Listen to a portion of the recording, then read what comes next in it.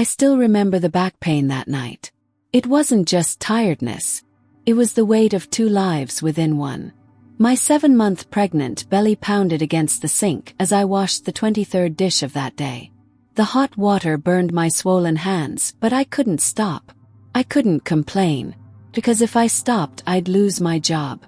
And if I lost my job, my 4-year-old daughter and I would be sleeping on the street. My daughter wasn't with me that night. She was at the neighbor's house, who looked after her in exchange for me cleaning her house on Sundays. That was the agreement I had managed to make. Because daycare was expensive. Babysitters were expensive. Everything was expensive when you're a single mother pregnant by a man who disappeared the second he saw the positive test. He didn't just leave physically. He deleted his number, blocked his social media, and left me with 1 daughter to raise and another on the way. As if I were disposable. As if we were trash. I had started working at that restaurant 3 months prior. It was a fancy place, one of those that charges 150 reais for a pasta dish. I worked in the kitchen, hidden away where the customers couldn't see. I washed dishes, cleaned pots and pans, scrubbed away stubborn grease. My salary was meager, but it was what I had managed to get. Because nobody wants to hire a pregnant woman. Nobody wants the risk of you going on maternity leave, being absent, having complications. But I lied in the interview. I hid my belly with loose clothing. I promised I was strong, that I could handle heavy work, that there wouldn't be any problems. And there I was, proving that yes, I could. Even though my body begged me to stop. That particular night, it had been incredibly busy. There had been a private event, a party for businessmen. Those men in expensive suits who laugh loudly and leave generous tips for the waiters. But for me, stuck in the back of the kitchen, nothing was left. There was the mountain of dishes. There was the backache. There was the fear of fainting and no one noticing. Because it had happened before. I had already felt dizzy, held onto the sink, taken a deep breath and kept going. Because stopping wasn't an option. That's when I felt it. A sharp pain in my stomach. Different. Terry. I dropped the plate in the sink and held my stomach with both wet hands. Breathe. Once. The pain passed. But the fear remained. Fear that something was wrong. Fear that I had pushed too hard. Fear of losing this baby too, because yes, I had already lost one before between my first and second pregnancies, and nobody ever knew. Because single mothers don't have time to suffer. They have to move on. I leaned against the sink, looked at the steamy ceiling of that kitchen, and for the first time in months, I cried at work. I cried softly so no one would hear. I cried because I was at my limit. Because I didn't know how much longer I could take it. Because my 4-year-old daughter deserved a whole mother, not a broken woman washing rich people's dishes just to survive. I wiped my face with my sleeve, took a deep breath and went back to washing. Because giving up wasn't an option I could afford. But what I didn't know that night was that someone had seen me. Someone had noticed. And that in a few hours my life would be turned upside down. In a way I could never, ever have imagined. If you've also worked while pregnant, if you've gone through something difficult while carrying a life inside you, please like this video. Because stories of struggling mothers need to be told. And comment below. Have you ever had to hide your pain to avoid losing your job? Sometimes we just need to know we're not alone in this silent battle. The next day, I woke up with aches in places I didn't even know existed. My daughter was already awake, sitting on the edge of the bed, looking at me with those big, worried eyes. She was 4 years old, but sometimes it seemed like she understood everything. She ran her little hand over my face and asked, "Mom, are you sick?" I forced a smile and said no, that it was just tiredness. But the truth is, I was exhausted in a way that sleep couldn't fix anymore. I got up, made coffee with what I had. Half a stale loaf of bread and reheated coffee. She ate without complaining. She never complained. And that broke my heart more than any tantrum ever could. Because a child who doesn't complain is a child who has already understood that there's nothing to complain about. I got her ready to leave her at the neighbor's, put on my uniform, worn out black pants and a white shirt that wasn't so white anymore, and left for another day of work. When I arrived at the restaurant, the kitchen was already bustling. Pots and pans were rattling, knives were clanging, people were shouting orders. I went straight to my spot, the sink full of dishes that never seemed to empty. I started working, trying to ignore the pain that still throbbed in my back. But this time something was different. I felt like someone was watching me. I looked around a few times, but didn't see anything strange. Kept washing. It was mid-morning when the manager showed up. He never spoke to me. I was too invisible to him. But that day he came with a strange look on his face and said, "Someone wants to talk to you. Go to the front." My heart froze. I thought it was some kind of complaint, that I had done something wrong, that I was going to be fired. I dried my hands on the cloth, took a deep breath and went.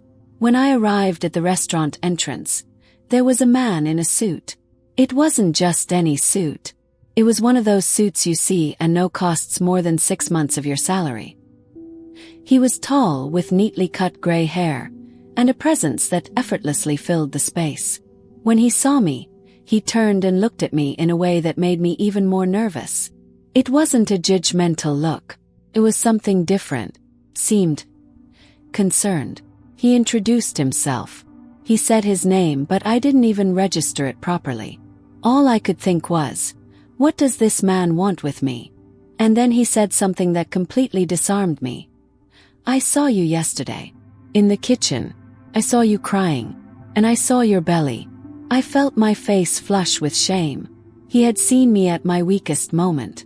I tried to explain, to stammer something, but he gently raised his hand and continued. "You shouldn't be working like this. Not in this condition. And I want to help. Help." That word echoed in my head as if it were in another language. No one had offered to help me in years. No one had looked at me with anything other than pity or indifference. I didn't know what to say. I didn't know if I believed it. I didn't know if it was real or if I had finally gone mad with exhaustion. He sensed my distrust and continued. "I own a company.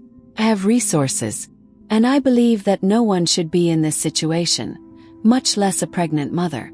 Give me the chance to change that for you." I stood there, still, my hands still damp from washing dishes, looking at that man who seemed to have come from another world. A world where people helped without expecting anything in return. A world I didn't know. And for the first time in a long time I felt something I had forgotten what it was like. Hope. But along with hope came fear. Fear that it was a lie. Fear that he wanted something in return. Fear of believing him and being disappointed again. But at that moment, looking into his eyes, I made a decision. I was going to give it a chance. Because I had nothing left to lose. And if that was the hand life was extending to me, I was going to hold on tight, even if I was trembling. He asked me to sit down. Right there, at one of the restaurant tables I'd never dared to sit at before. I sat on the edge of the chair, my hands in my lap, still not believing what was happening. He pulled up a chair, sat across from me, and began to speak. He said his name was Roberto, that he had built a company from scratch, that he had faced hardships when he was young, that his mother had raised him alone, doing laundry for others, and that he had never forgotten that. He recounted that last night, after his business dinner, he went to the bathroom and passed by the slightly open kitchen door. That's when he saw me, pregnant, alone, washing dishes and crying. And that touched something inside him.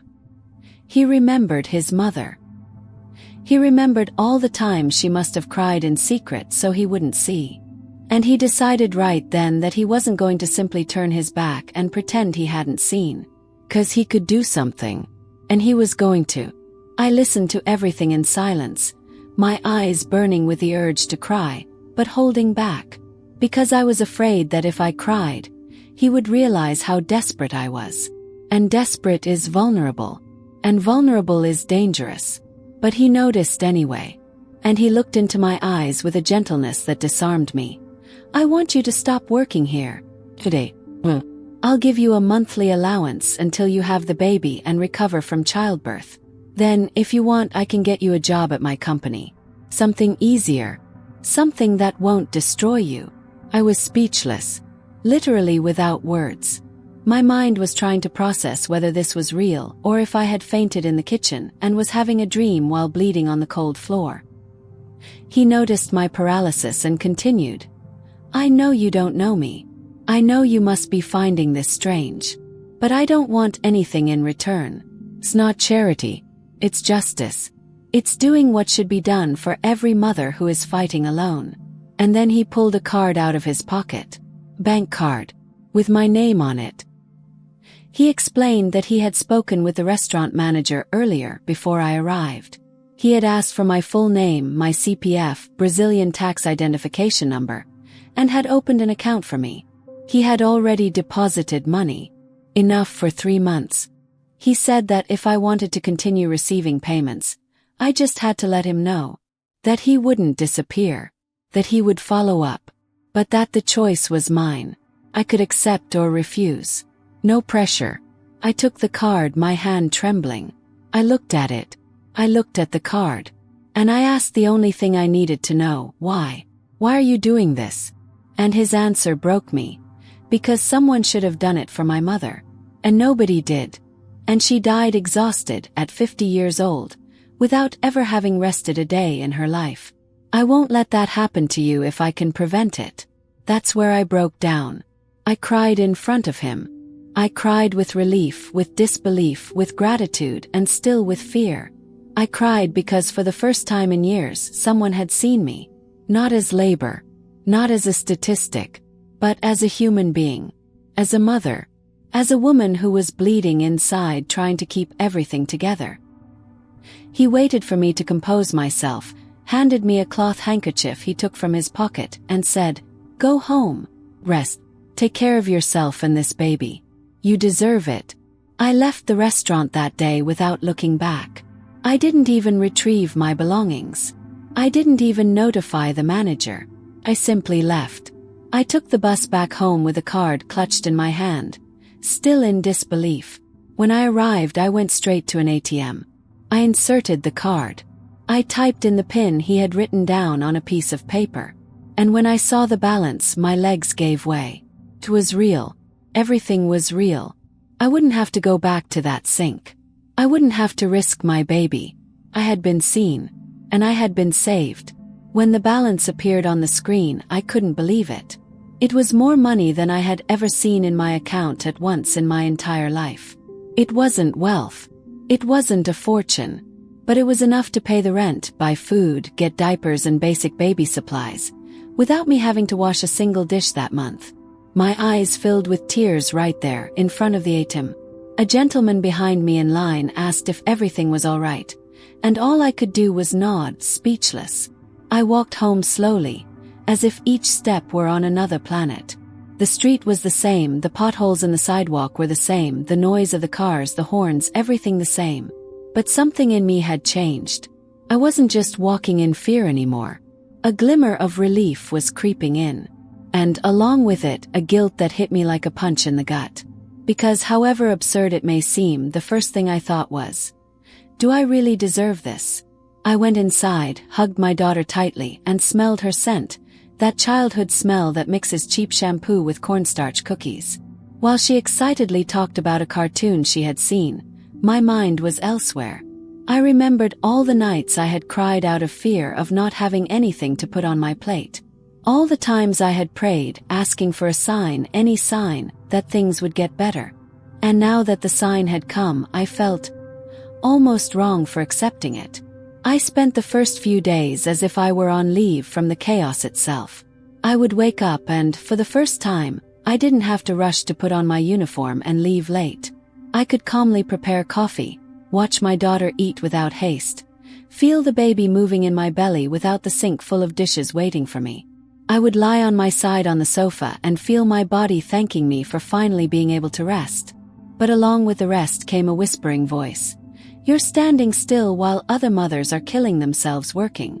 What if he regrets it? What if this money runs out? What if all this is just a dream with an expiration date? At night it was worse. When my daughter was asleep and the house was quiet, all the thoughts came at once. I remembered her father who had left without looking back, And I thought about how one man had destroyed me and now another man was helping me rebuild. Confused me. I wanted to be strong, independent, to owe nothing to anyone. At the same time, I knew that without that help I might not have made it to the end of the pregnancy in one piece. I started writing everything down in a notebook. How much money came in, how much went out, what I still needed to buy, how long that money would last if I were careful. I did calculations, scribbled, redid them. And I realized that, if I were very disciplined, I could go beyond childbirth. I could secure some money for a few months after the baby was born.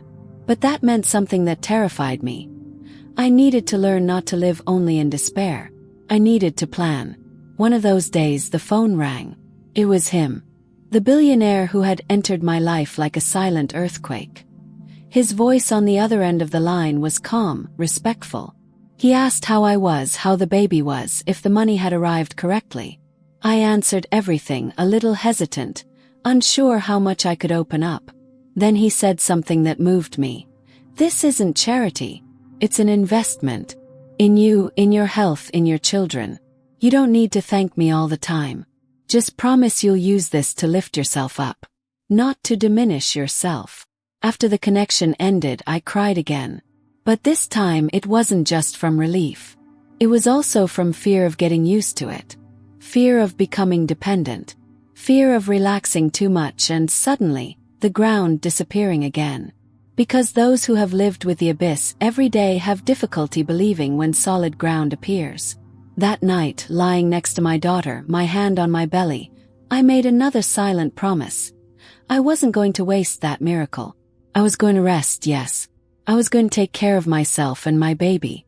But I was also going to use that time to think about what came next. Because if there's one thing life has taught me, it's that nothing is guaranteed. And I couldn't let today's help become another setback tomorrow. What I didn't yet know was that this period of relief would open up space for something I'd never truly experienced. The chance to rebuild myself from the inside, not just the outside. And that would hurt in a different way. The first few days of forced time off were strange. I walked around the house as if I owed someone something, as if at any moment someone would knock on the door and say, "The fun's over, go back to the sink." But little by little, my body understood that it could truly rest. The back pain began to lessen, the swelling in my legs improved, and I managed to sleep through the night without waking up with cramps.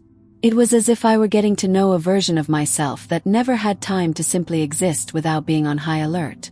My daughter was the first to notice. One day, while I was washing a few cups in the sink, out of habit, not obligation, she came into the kitchen, hugged me from behind and said, "Mom, you look different." I laughed and asked what she meant.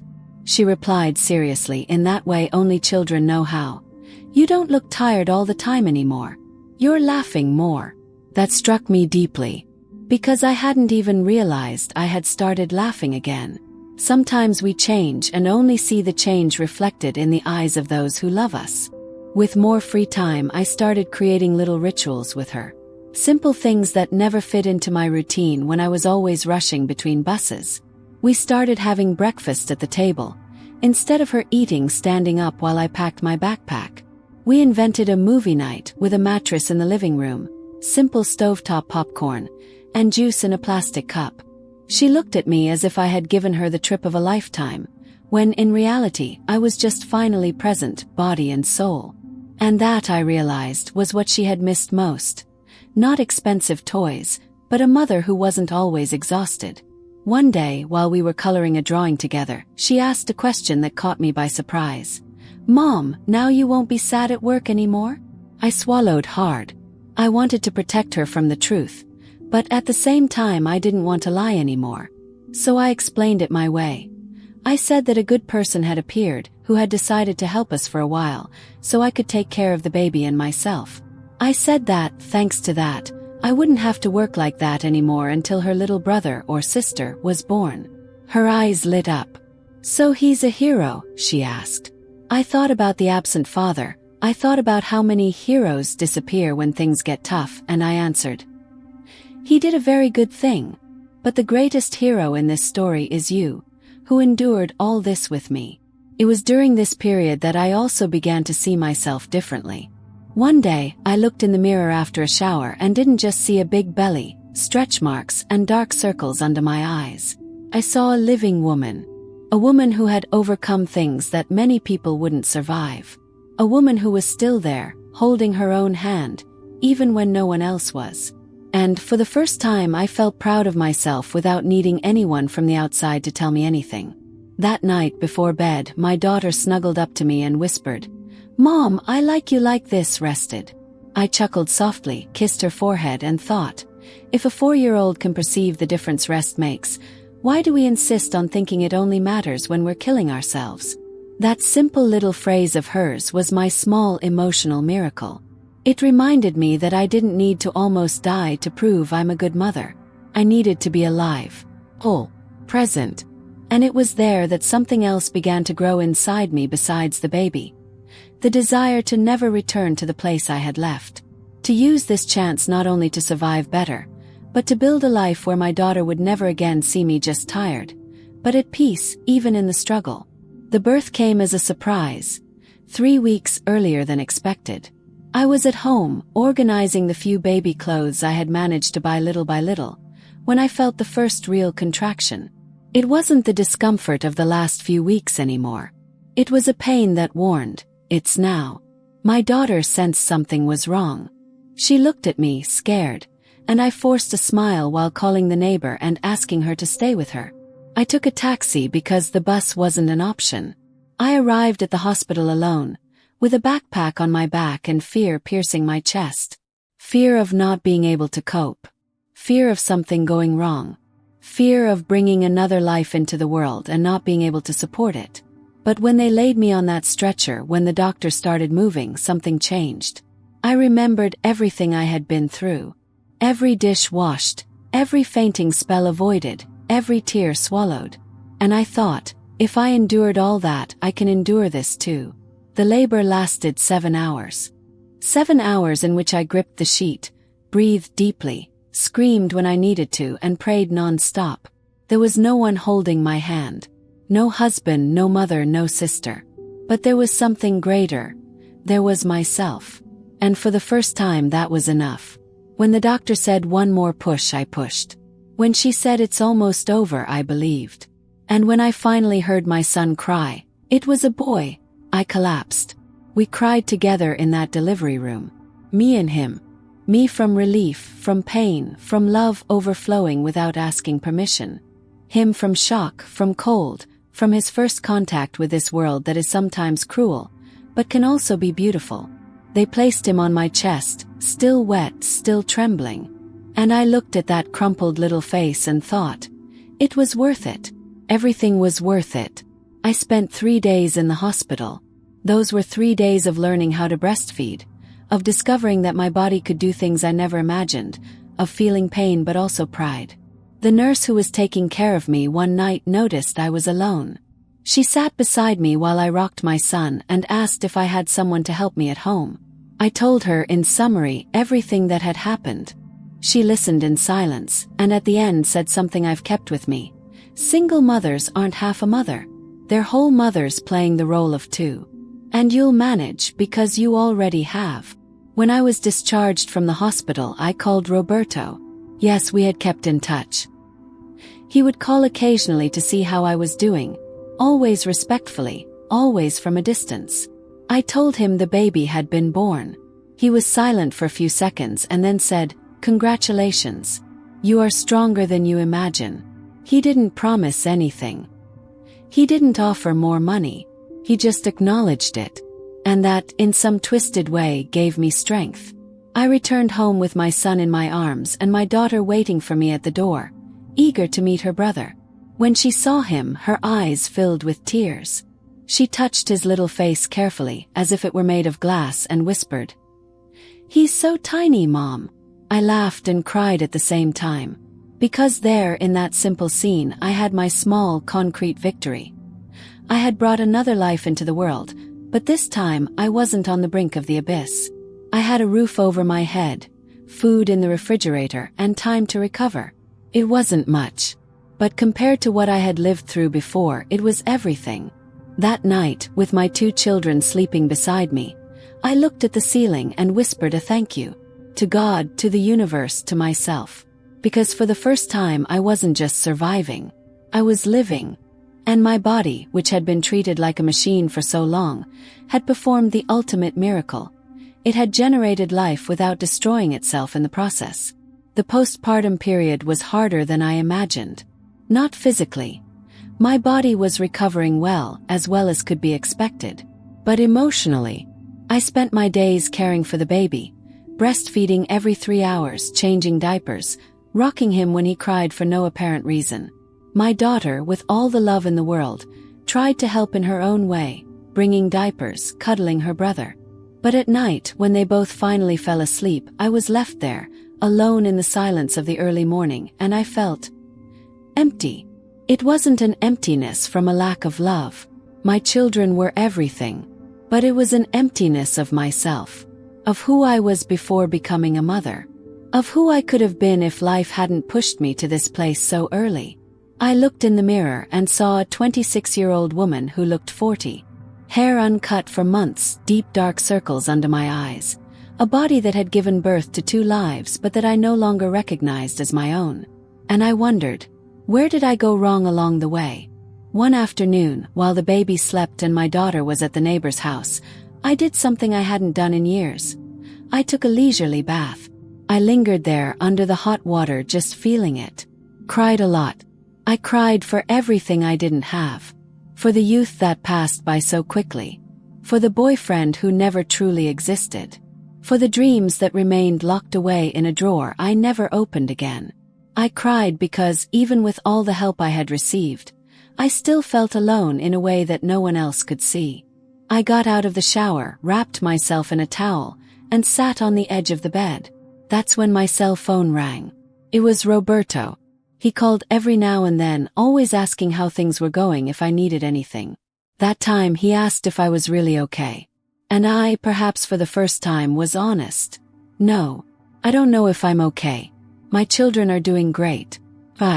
I don't know who I am anymore besides being a mother. He remained silent on the other end of the line. And then he said something that disarmed me. You have the right to exist as a woman too. It's not selfishness. It's survival. If you disappear completely, one day your children will feel the absence of a whole mother, even if you are physically there. That hit me right on the mark. Because it was exactly what I felt but couldn't put into words. He then suggested something. He said he knew a therapist who offered online sessions, who worked with single mothers, and that he could pay for a few sessions if I wanted. My first reaction was to refuse. 'Cause it seemed like too much. Because I already owed him so much. But he cut me off. You don't owe me anything. And taking care of your mental health isn't a luxury. It's a necessity. Accept it. For yourself. For your children. Accepted. And 2 weeks later I was in my first therapy session. I talked about things I'd never said out loud. I talked about loneliness, the anger I felt towards my children's father, the fear of not being enough, the guilt of sometimes wanting to disappear just to have a day of silence. And the therapist listened without judgment. She told me that everything I felt was valid. That feeling angry didn't make me a bad mother. That wanting time for myself didn't make me selfish. That I needed to remember that there was a woman beneath the role of mother. I started slowly. I started wearing lipstick again. Not for anyone else, just for myself. I bought a new blouse with the money I had left over. Nothing expensive, but it was mine, chosen by me, not out of necessity. I started listening to music again while doing things around the house. Small things, but things that reminded me that I was still there, underneath it all. One night, after putting the 2 of them to bed, I sat on the sofa and wrote on a sheet of paper. I am a mother, but I am also a woman. I am tired, but I am also strong. I am alone, but I am also whole. I stuck it on the refrigerator, and every time I passed by, I read it. And little by little, I began to believe it. 3 months after giving birth, I started feeling a different kind of restlessness. It wasn't just about surviving day to day anymore. It was about what came after. The money Roberto had deposited was still there because I had learned to stretch every penny. But I knew it wouldn't last forever. And more than that, I didn't want it to last forever. Not because I wasn't grateful, but because I needed to know I could stand on my own 2 feet. It was during one of those sleepless nights, the baby had woken up, nursed, and gone back to sleep, but I stayed awake, that I grabbed my phone and started searching. Free courses, training programs, anything that could give me a chance to get out of that sink full of dishes forever. I found an online administrative assistant course.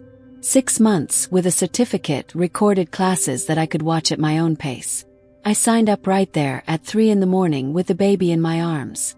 When I woke up the next day, I thought I'd dreamt it. But no, the confirmation email was there. I had signed up. For the first time in years, I had done something thinking about my future, not just the desperate present. I told my neighbor, who babysat a few hours a week in exchange for help with her shopping. She smiled that way only someone who truly supports you can and said, "See? You weren't just born to wash dishes. You were born for so much more." I started the course. It was difficult to fit it in. I studied in the early morning hours, when they were both asleep. I studied at lunchtime with the baby in the sling, while my daughter watched cartoons.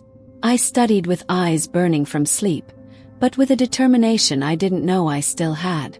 Because each class I finished was proof that I could do more. That I didn't have to accept the bare minimum just because life had given me the bare minimum. Roberto called one of those days. I told him about the course a little shyly, as if he would think it was silly. But his reaction was the opposite. He was silent for a few seconds and then said, "That's it. Exactly that. You understood. I didn't help you to become dependent. I helped you to have a chance to fly." And then he made a proposal. When I finished the course, he would interview me for a position at his company.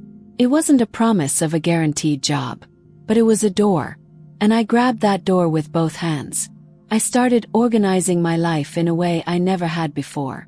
I made a schedule, wake-up time, study time, childcare time, bedtime. I made a priority list. I cut out time on my cell phone, social media, anything that wasn't essential. Because I had realized something. I didn't have any spare time, but I could choose where to put the time I had.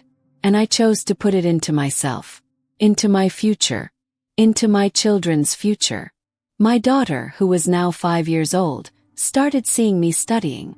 One day she asked, "Mom, are you doing your homework?" I laughed and explained that yes, I was studying to get a better job so we could have a better life. She was quiet for a while, processing it, and then said, "When I grow up, I'm going to study a lot too. Just like you." And that was worth more than any diploma. Because I was teaching her, without even having to say it, that women don't give up. Women reinvent themselves. 3 months later I finished the course. I printed the certificate at an internet cafe because I didn't have a printer. I held that paper in my hands and cried. It wasn't a college diploma.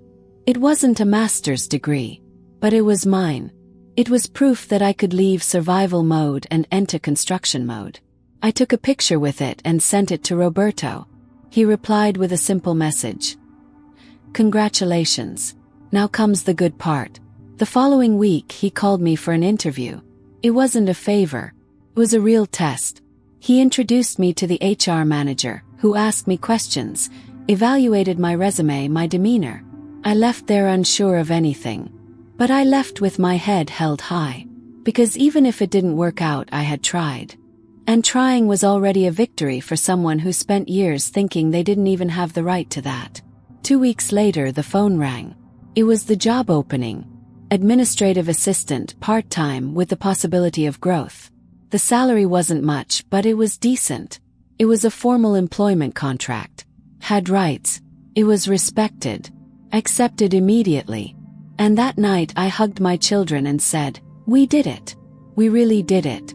If you've been following this story this far, subscribe to the channel. 'Cause you need to see the ending. You need to see that it's possible, even when everything says it isn't. I had started the job a month ago. I was adjusting, learning the routine, trying to balance work, children, and home. It wasn't easy, but it was possible. My daughter had gone back to preschool. The baby stayed with a neighbor for a few hours, and I finally felt like things were falling into place. Until one Thursday morning while I was dropping my daughter off at school, I saw him. Their father. Or rather, their biological father. Because he had never been a real father. He was leaning against a car I'd never seen before, arms crossed, looking at me. My whole body froze. It had been 4 years since I'd last seen him. 4 years in which he hadn't sent a single reel, hadn't asked if his daughter was alive, hadn't wanted to know anything. And now there he was, as if nothing had happened, with that cynical smile I remembered all too well. I held my daughter's hand tightly and kept walking, pretending I hadn't seen him. But he came after me. He called my name. I stopped, took a deep breath and turned around. He started with that same old smooth talk. That he had changed, that he was working, that he wanted to meet his children, that he had the right to be a father. But that word again. As if a right were something you gain just by fathering a child, and not by raising, caring for and being present. My daughter hid behind me. She didn't remember him, but she felt the tension in the air. I crouched down, looked into her eyes and said, "Go into the school, honey. Your teacher is waiting for you." She hesitated but obeyed. Only when she went inside did I turn to him, and this time without fear. Because I was no longer that pregnant and desperate woman he had abandoned. I was someone else. I had survived the worst, and he had no power over me. I told him in a firm voice, "You don't have the right to show up like this out of nowhere. You abandoned us. You left us in misery. You never wanted to know. And now, just because you're doing well financially, you think you can come back and play father." He tried to justify himself. He said he was too young, that he wasn't ready, that he had been scared. The same old excuses. But I wasn't willing to listen anymore. Then he changed his strategy. He said he was going to take me to court, that he was going to ask for joint custody, that he was going to demand visitation rights with the children. And I felt that old anger returning, burning inside. But instead of exploding, I took a breath, counted to 10, and I responded with something I had learned in therapy. "You can try. But know that I have proof of everything. I have messages of you blocking me. I have witnesses that you disappeared. And I have a clear conscience that I did everything alone. If you want to be a father now, you'll have to prove it. And not to me. To them." He was speechless. Maybe he expected me to cry, to beg, to make things easy for him like I always had in the past. But I wasn't that person anymore. I had learned the hard way that making things easy for a man who doesn't deserve it is self-destructive. I turned my back and walked away. He still shouted something, but I didn't hear it. Because from then on, he would have to talk to a lawyer, not me. I spent the day shaken. At work, I tried to focus, but my mind kept returning to the scene from the morning. And when I got home, I called Roberto. I told him everything. He listened in silence and then said something that calmed me down. "You're not alone in this. If he takes me to court, I'll recommend a lawyer for you. You did everything right. And you'll continue to do so." That gave me strength. Because for the first time, I wasn't facing a ghost from the past without any resources. I had support. I had structure. Had a voice. That night, after putting them both to bed, I sat on the sofa and thought about everything I had built. And I realized he wasn't going to destroy it. Not this time. Because what I had built wasn't made of fear. It was made of struggle, of sacrifice, of literal blood and sweat. And nobody was going to take that away from me. The following weeks were filled with internal warfare. He didn't disappear. On the contrary. He started texting, insisting, saying he just wanted to see his children, that he wouldn't interfere in my life. And each message that arrived was like a stone in my stomach. Because even though I knew he didn't deserve it, a part of me, the most tired part, the part that had always carried everything alone, wondered, what if it's true? What if he really has changed? What if I'm wrong for not giving him a chance? But then I remembered. I remembered the early mornings alone in the hospital. I remembered washing dishes while pregnant, in pain, almost fainting. I remembered crying on the kitchen floor, having nothing to feed my daughter. And the anger returned, sharp, cutting. Anger that he thought he could simply show up and fix everything with a few pretty words and empty promises. Anger that he had no idea what I went through, what I was still going through. I spoke with the lawyer Roberto had recommended. She was direct with me. He can go to court, yes. And he'll probably get some kind of regulated visitation. But that doesn't mean he'll have what you have. You're the primary caregiver. You're the one who raised him. And that matters. That calmed me down a little. But it didn't take away the fear. The fear that he would come into their lives as a hero, while I continued to be the one who said no, the one who set limits, the one who was annoying. One night, my daughter asked me about him. She had overheard a conversation I was having on the phone and realized something was going on. I sat with her, held her little hands, and told her the truth in a way a 5-year-old could understand. Your biological father has shown up. He wants to meet you. And I'm still deciding if this is good for you or not. She looked at me seriously and asked, "Is he nice?" And I, with a heavy heart, replied, "I don't know, honey. But I'll find out before I let him near you." That's when I realized. It wasn't about me. It wasn't about forgiving or not forgiving. It was about protecting.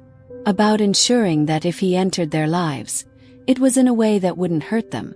Because I could be angry, I could be hurt, but I couldn't let my feelings put my children at emotional risk. This was bigger than me. I arranged a meeting with him. Alone. Without the children. In a public place. And this time I was prepared. I brought a list of questions that the lawyer had helped me put together. Where he lived, where he worked, why he had disappeared, why he came back now, what he expected, how much he was willing to contribute financially. He answered some. He dodged others. And in some he lied. He saw it. Because those who have been deceived once learn to read the signs. At the end of that conversation, I told him something I had rehearsed all night. You can see the children. But it will be my way, on my time and with supervision. Because I don't trust you. And I'm not going to risk their emotional stability because of your whim. If you've truly changed, you'll prove it with actions, not words. He didn't like it. He complained that I was being controlling, that I was deliberately keeping him away from the children. But I didn't give in.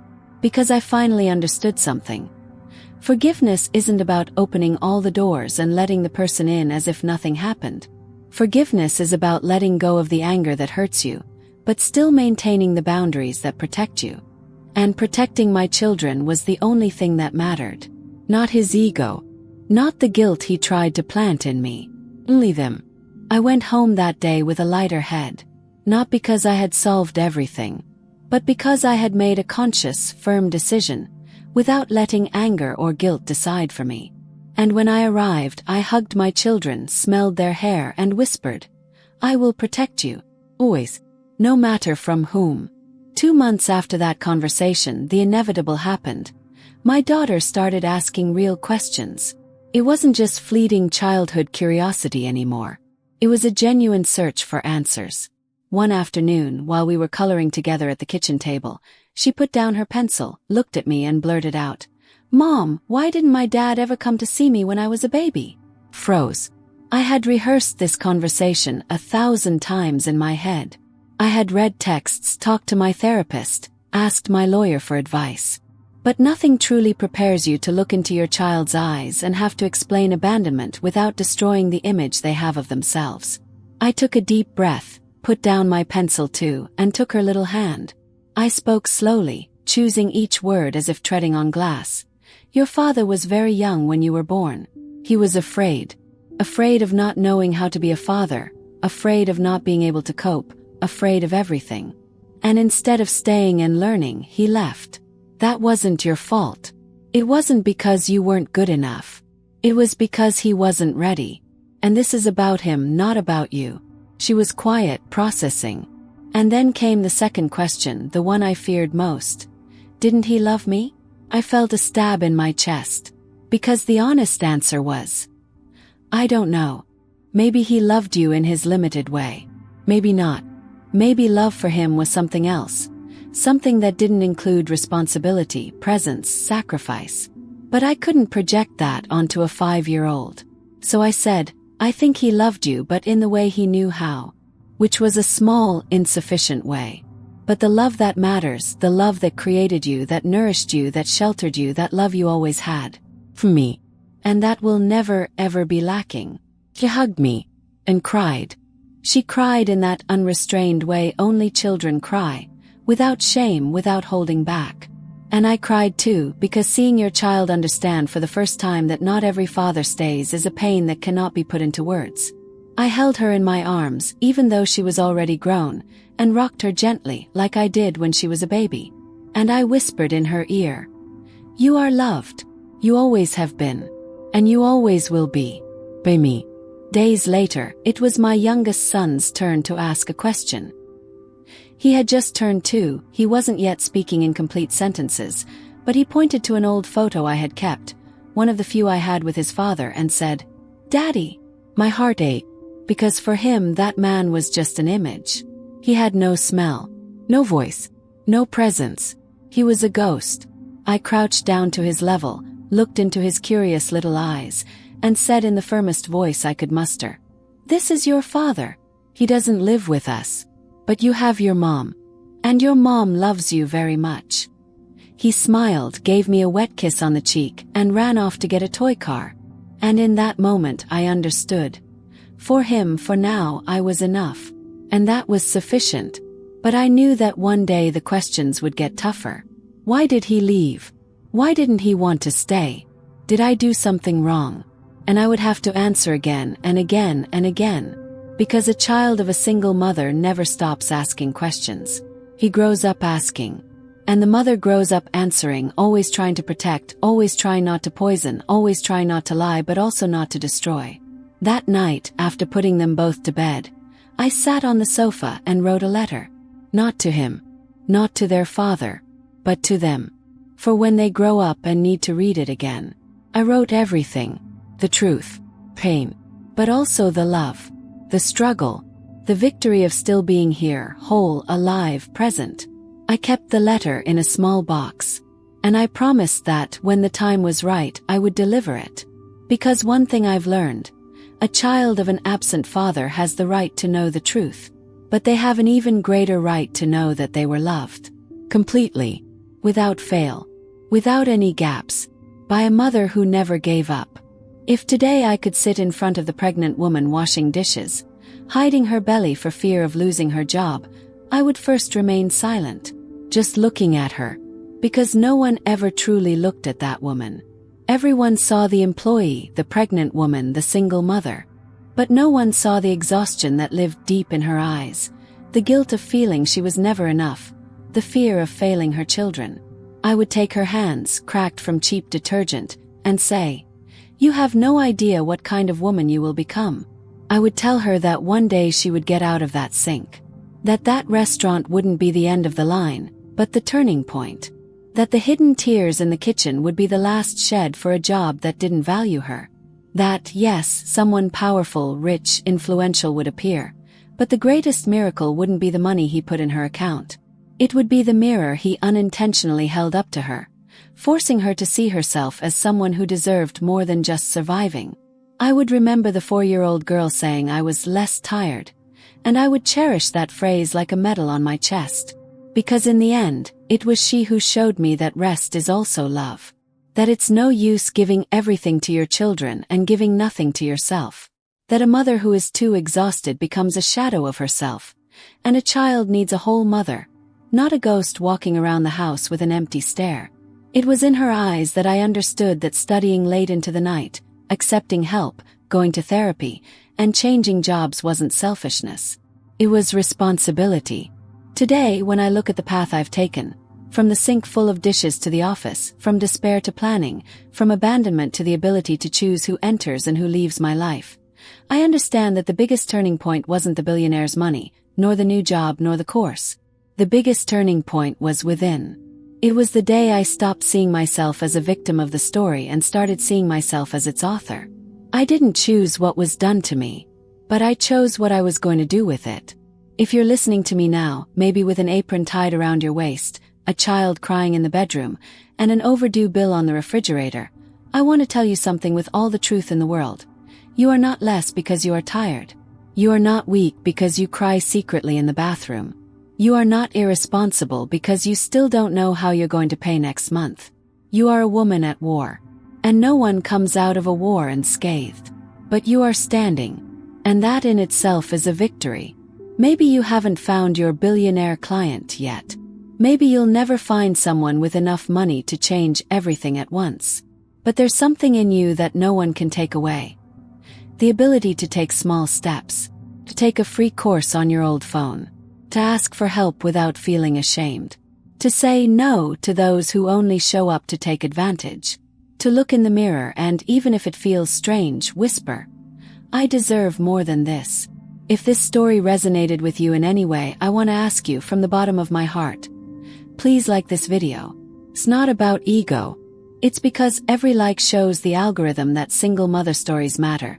That the pain of a woman raising a child alone is not an exaggeration, it's reality. Comment below if any part of this journey seems like yours. Sometimes your comment is the hug that another mother doesn't have at home. Subscribe to the channel to walk this path with me because there's still a lot of heavy but real stuff I want to share. And if you can, share this video with a mother you know who's silently carrying the weight of the world on her shoulders. Sometimes we can change a woman's day just by showing her that she's not alone. I used to wash dishes while pregnant to support my daughter. Today I'm writing my own story. The billionaire realized this and changed a lot, it's true. But the one who truly changed everything was me. And that's what I want you to take away from this. Outside help can turn on the light, but it's you who decides to get up and walk.